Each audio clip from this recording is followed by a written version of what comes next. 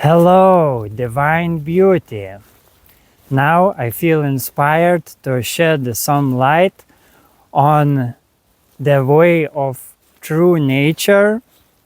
So first of all, we can recognize throughout our experience here that the fastest path is not always the shortest path. Because when we rush too much to get something, usually we create many misalignments with other aspects of our life, and then we need to spend time to align those things back into harmony. And that result not always then appears on the best timing to truly appreciate it in its full glory. That's why it is very important to always slow down and be sensitive and appreciative about natural processes that occur in our lives. And also having something more not necessarily reflects the biggest well-being.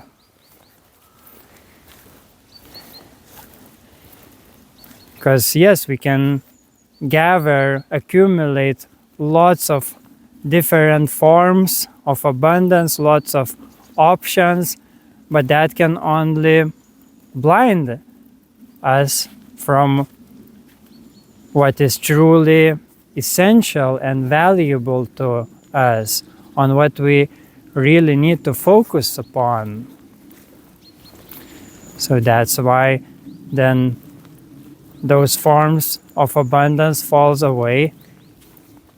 It can be actually better for us, because then it makes free space for us to again appreciate what is most close, most valuable to us, and what truly calls us. Yes, getting what we think we want not always reflect what we truly need for our harmonious evolution with life. It not always reflects our deepest heart's desire. And when we get attached to certain ideas, expectations, pieces of truth, statuses, and so on, when we base our stability on those attachments, it can only create more instability and conflict with the rest of ever-changing vastness of life. And life, our true nature in co-creation with the whole universe, always unconditionally supports us, but not, again, always in the ways we expect.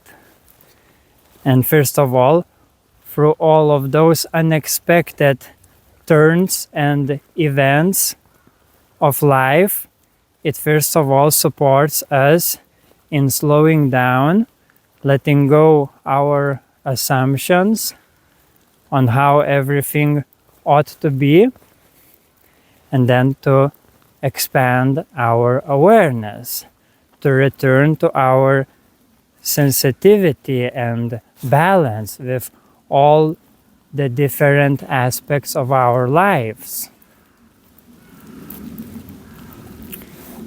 So this is the main support that we are getting from life,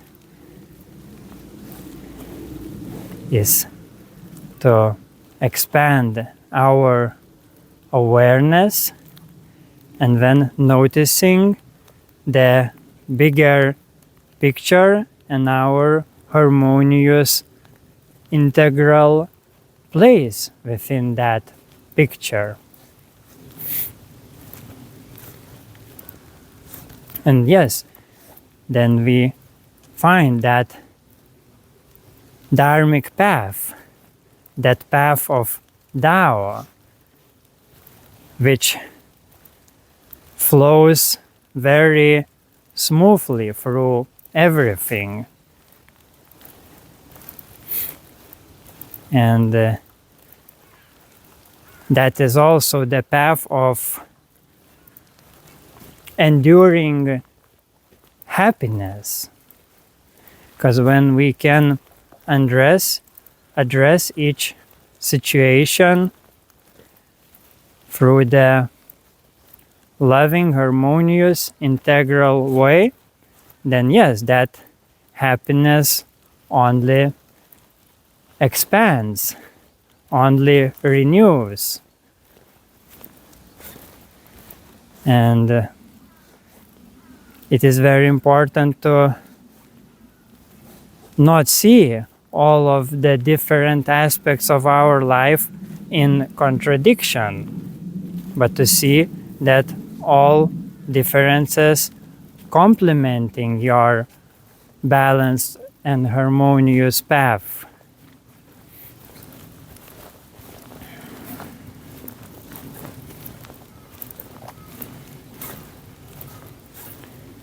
Yes, all aspects like your work, your responsibilities, your hobbies, your meditations, your family, your friends.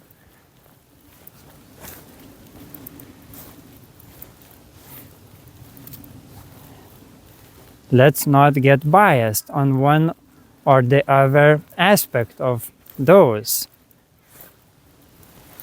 Because when we creating false identity, false sense of identity around any particular expression of our life, even if that expression is very spiritual, like some kind of philosophy or practice, or maybe your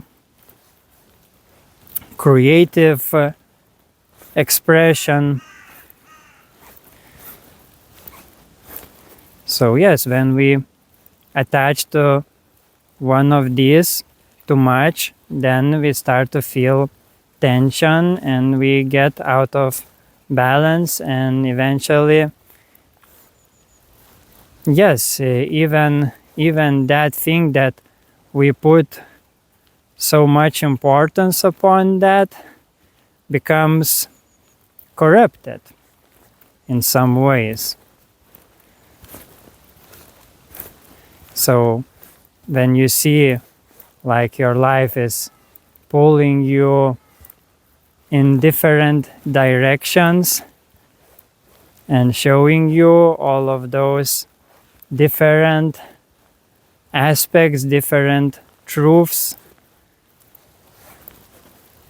then you can see that it is actually the life's way, your inner guidance from your essence that attempts to put you into a state of healthy balance.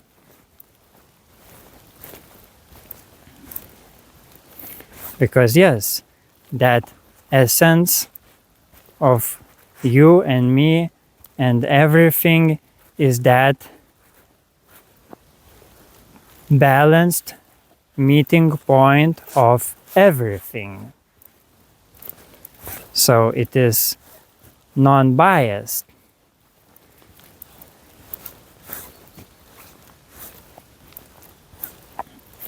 Yes, it is neutral nature, neutral space in which everything meets and everything dances in seamless harmonious dance.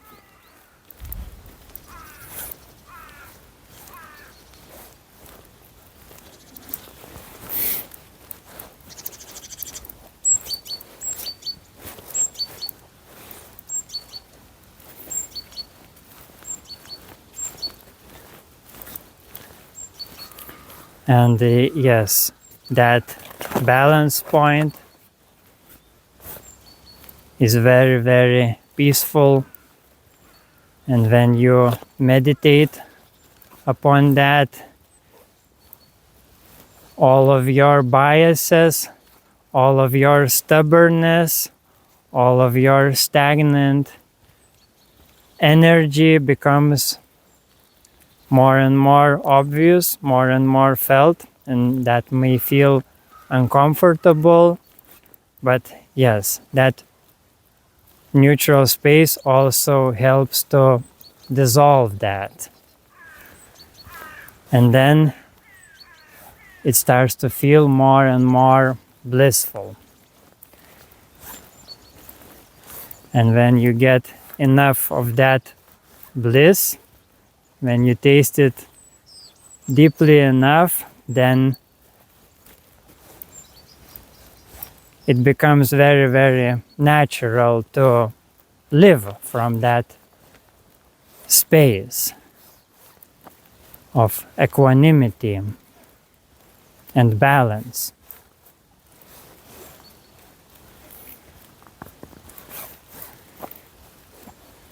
And that doesn't mean that you need to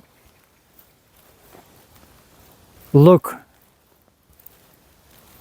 like neutral person. So it is important to not make it into some kind of way of living or philosophy that is somehow attached to some kind of ideology or form or expression or mode of being or strategy for life, because then again you go out of alignment with that original true nature. So that is the basis from which you can then sense your authentic and unique place in life, your unique expression in life. And you can stand for what is most valuable for you, what is felt from that neutral space as the most valuable choice or move. So that neutral space does not mean complete stillness and not moving, not choosing in your human life. It is only the springboard for all the best integral and harmonious moves.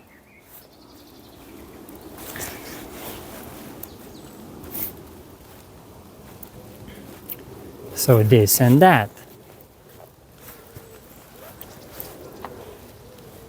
And again, when our mind has this habit to be biased, to just choose one side in opposition to other, then yes, it can become overly extroverted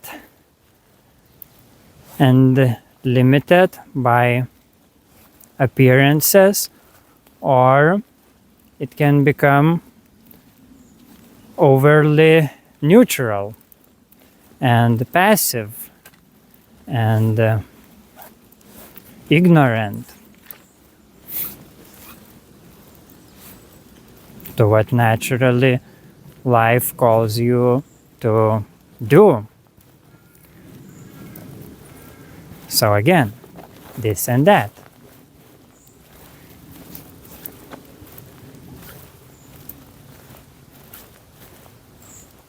Neutral space as the clear seeing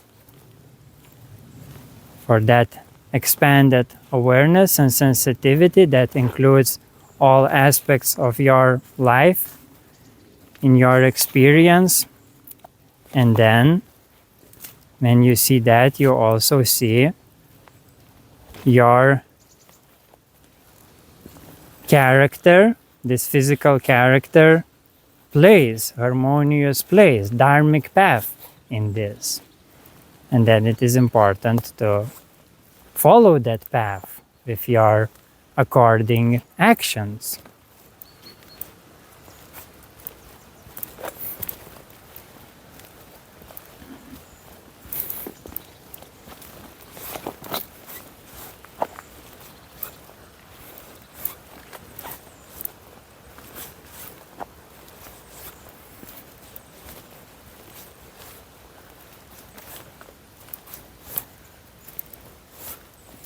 And then you get used to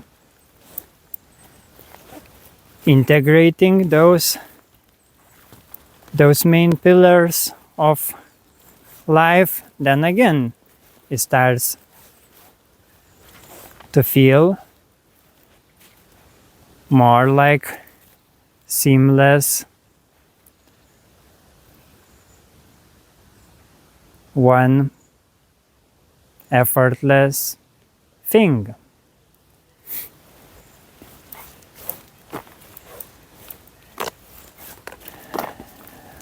Yes, and I feel that's it for now. Thank you very much for tuning in. If you feel called, you can reach out to me. My contacts on the informational tab. And